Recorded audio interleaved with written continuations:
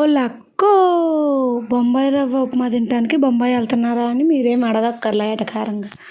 నేనేం బొంబాయి రవ్వ ఉప్మా తింటాను, బొంబాయి ఏం వెళ్తల్లా. ఇంట్లోనే టమాటా బాత్ చేస్తున్నాను బొంబాయి రవ్వతో. చూసేయండి ఎలా చేస్తారో. ముందుగా బాగా పండిన టమాటాలు 4 తీసుకొని, అలాగే ఆనియన్స్, పచ్చిమిర్చి తీసుకొని సన్నగా తరుక్కోవాలి 3. సన్నగా తరిగినాక స్టవ్ మీద ఒక కడాయి పెట్టుకొని, ఒక గంటె నెయ్యి వేసుకొని, అందులో తాలింపు గింజలు, ఎండుమిర్చి, కరివేపాకు వేయాలి. వేసిన తర్వాత అవి బాగా వేయించాలి. బాగా అంటే రోస్ట్గా కాదు, పచ్చి వాసన పోయే విధంగా వేయించాలి.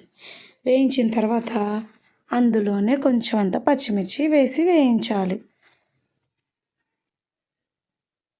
పచ్చిమిర్చి వేసి వేయించాలి. పచ్చి వాసన పోవాలండి, మర్చిపోకండి. అలాగే బాగా సన్నగా తరిగాం కదా ఇందాక టమాటా, ఆ టమాటా మిశ్రమాన్ని కూడా వేసేయండి. వేసేసి బాగా వేయించాలి. ఎంత బాగా వేస్తే అంత టేస్ట్గా ఉండిద్ది. బాగా చేస్తే బాగుంటుంది, లేదంటే బాగోదు. ఇలా చేసి చూడండి. ఇంట్లో ఎవరైతే వద్దు అన్నోళ్ళు వాళ్ళే ముందు ప్లేట్ పట్టుకొని కూర్చుంటారు. ఇలా తింటే అమృతంలాగా ఉండిద్ది. ఒకసారి ట్రై చేయండి. కనిపిస్తున్న మిశ్రమాన్ని వేసేసి బాగా వేయించుకోవాలి. అందులోనే పసుపు, అర స్పూన్ పసుపు, స్పూన్ సాల్ట్ వేసుకొని వేయించాలి. వేయించినప్పుడు మన ముక్కల్లో ఉన్న ఆయిల్ మాత్రం దిగిపోవాలి. బాగా వేగితేనే ఆయిల్ సపరేట్ అయ్యిద్ది ప్యాన్ నుంచి. ఆయిల్ బాగా సపరేట్ అయ్యాక అప్పుడు మనం వాటర్ పోసుకోవాలి. లెక్క ఎలా అంటే మీకు గ్లాస్కి 2 గ్లాసులు ఉప్మా రవ్వ గ్లాస్ అయితే 2 గ్లాసులు వాటర్ అనమాట. నేనైతే 3 గ్లాసులు వాటర్ పోస్తున్నాను. 3 గ్లాసులు వాటర్ పోసేసి అందులోనే తగినంత సాల్ట్, మీ రుచిని బట్టి వేసుకోండి. సాల్ట్ అనేది ఆప్షనల్. సాల్ట్ వేసి బాగా మరగనిచ్చాలి. మరగడం అంటే బాగా మరగాలి. పొంగు చెక్కు గట్టాలి పైన. పొంగు చెక్కి గట్టి బాగా మరిగితే ఆ టమాటాలో పులుపు మాత్రం దిగుతుంది అందులోకి. పులుపు ఫ్లేవర్ దిగితేనే కదా టమాటా బాత్కి టేస్ట్ వచ్చింది. అదే కదా కింగ్ ఆఫ్ ది ఇంగ్రీడియంట్. బాగా మరిగించాక మనం ముందుగా బొంబాయి రవ్వ ఉప్మాతో చేస్తున్నాం అని చెప్పాను కదా, బొంబాయి రవ్వని గంటెతో కలుపుతూ వేయాలి. ఆ మరిగిన నీళ్ళల్లో వేస్తే సిమ్లో పెట్టి బాగా ఉడికించాలి. ఉడికితే బొంబాయి రవ్వ ఉప్మా రెడీ. ఇలా ఇంట్లో చేసి చూడండి. పిల్లలు, పెద్దవాళ్ళు అందరికీ ఈజీగా డైజెషన్ అవుతుంది. రుచికి రుచి, ఆరోగ్యానికి ఆరోగ్యం. ఒక్కసారి ట్రై చేసి చూడండి. ఇందులోకి పర్ఫెక్ట్గా టేస్టీగా ఉండే కాంబినేషన్ ఏంటంటే పల్లీల పచ్చడి, పచ్చిమిరకాయ పల్లీల పచ్చడి. అది కూడా చేసేద్దాం చూడండి.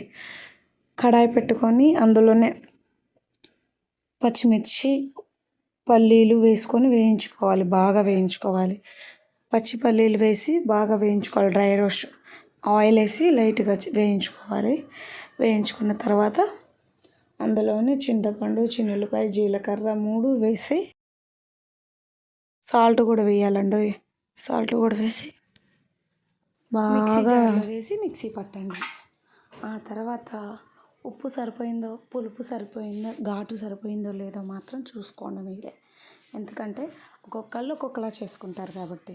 మీకు సరిపోయిన కారంతో చట్నీ చేసుకొని సర్వింగ్ బౌల్లో సర్వ్ చేసుకొని తింటే ఉంటుంది. అబ్బా, ఇలాంటి ఫుడ్ ఎక్కడ తినలేరా బాబు అనిపించింది. ఈ ఫుడ్ ఒక్కసారి ట్రై చేసి చూడండి.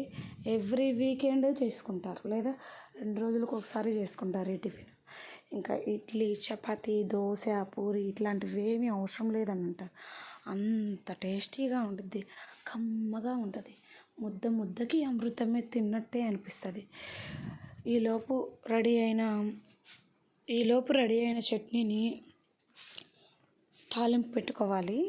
ముందుగా ఒక కడాయిలో తాలింపు గింజలు, ఎండుమిర్చి, కరివేపాకు వేసి బాగా దోరగా వేయించుకోవాలి. దోరగా వేయించుకున్న తర్వాత మనం తీసి పెట్టాం కదా మిక్సీ జార్లో నుంచి, బౌల్లోకి మార్చి ఇందులో తాలింపు వేసుకొని ప్లేట్లో పెట్టుకొని తింటే ఉంటుంది. అబ్బబ్బబ్బబ్బబ్బబ్బా, చెప్తుంటేనే నోరూరిపోతుందండి. ఇంకా మీరు ఎట్లా చేయకుండా ఉన్నారు? చేసేసి ఎలా వచ్చిందో నాకు కమెంట్స్ రూపంలో తెలియజేయండి. నా వీడియోస్ మీకు నచ్చినట్లయితే please like, share, subscribe. Comments మాత్రం చేయకుండా ఉండొద్దే. మీ కమెంట్స్ వల్లే కదండీ నేను చెయ్యాలా వద్దా అనేది నాకు తెలిసేది, ఒక క్లారిటీ వచ్చేది. ఇది మాత్రం